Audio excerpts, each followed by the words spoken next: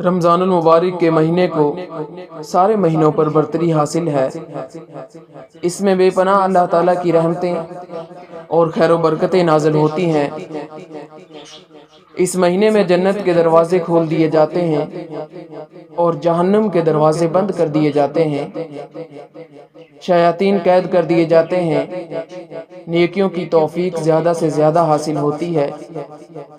مومنین کے رزق میں اضافہ ہو جاتا ہے۔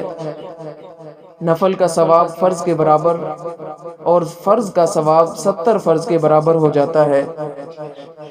رمضان کا ابتدائی عشرہ جو کہ گزر چکا ہے رحمت کا ہے۔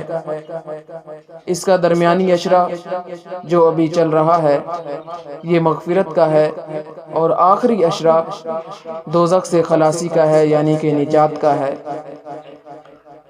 اس میں ایک رات شب قدر ہے جس میں پوری رات عبادت 1000 مہینوں سے بہتر ہے۔ اسی مہینے میں قرآن کریم نازل ہوا۔